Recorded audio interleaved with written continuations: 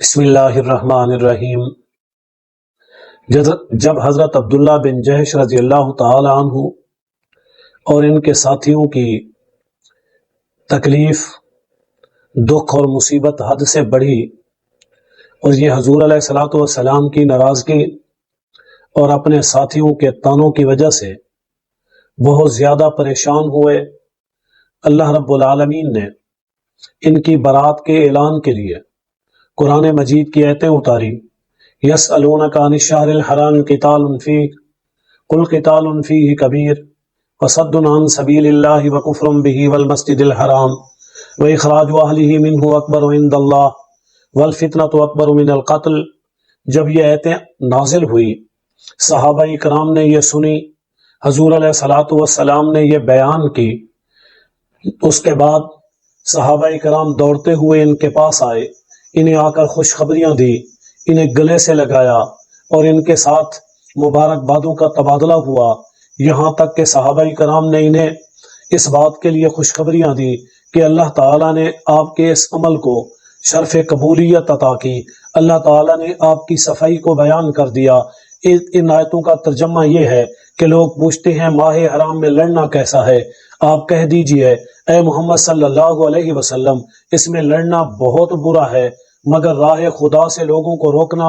اللہ تعالیٰ سے کفر کرنا، مسجد حرام کا راستہ خدا پرستوں کے لیے بند کرنا، یہ اتنا اور حرم کے رہنے والوں کو وہاں سے نکال دینا اللہ کے نزدیک اس سے بھی بہت برا ہے۔ اور یاد رکھو کہ قتل یعنی فتنہ یہ اس سے بھی بہت زیادہ برا ہے، یعنی اللہ تعالیٰ نے ان کافروں کے اعمال کو ان مسلمانوں کے عمل سے زیادہ برا قرار دیا، ان کی غلطی کو بہت بڑی غلطی قرار دیا، ان کے جرم کو بہت بڑا جرم قرار دیا۔ تو یہ سننا ہی تھا کہ یہ بہت زیادہ خوش ہوئے، ان کی خوشی کی انتہا نہ رہی قرآن مجید کی آیتیں پڑھتے ہوئے، یہاں تک کہ یہ سب کے ساتھ گلے ملنے لگے اور انہیں خوشخبریاں سنانے لگے، مبارکبادیں دینے لگے، ان کے جوش اور جذبہ دید نہیں تھا۔ جب یہ آیتیں نازل ہوئی، رسول اللہ صلی اللہ علیہ وسلم کا دل بھی خوش ہو گیا، آپ ہلکے ہو گئے۔ آپ صلی اللہ علیہ وسلم نے اس وقت قافلے والوں کا مال قبول کر لیا اور دونوں قیدیوں کو فدیہ لے کر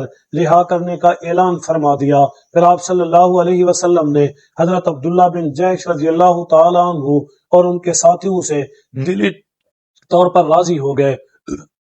کیونکہ ان پر سفر کا اور ان لوگوں پر مسلمانوں کی زندگی میں ایک بہت بڑے عظیم واقعے کی حیثیت رکھتا تھا، اور یہ واقعہ ایک بہت بڑا نامور واقعہ بنا، یہاں تک کہ قرآن مجید کے اندر اس کا عنوان آ گیا۔ قرآن مجید نے قیامت تک کے لیے اس واقعے کو زندہ کر دیا، اس کی حیثیت کو دوبالا کر دیا۔ یہ سفر ایک یادگار سفر بن گیا۔ اس غزوہ میں حاصل ہونے والے مال کو قرآن کریم نے مال غنیمت قرار دے دیا۔ اسلام میں یہ سب سے پہلا مال غنیمت تھا، اسلام کے اندر یہ سب سے ملنے والا پہلا پاکیزہ مال تھا کہ جو حاصل ہوا، اور اس میں قتل ہونے والا شخص پہلا مشرک تھا، اور اس میں گرفتار ہونے والے قیدی مسلمانوں کے پہلے قیدی تھے، اسی طرح وہ پہلا مشرک، وہ پہلے قاتل، وہ پہلے قیدی، یہ سارے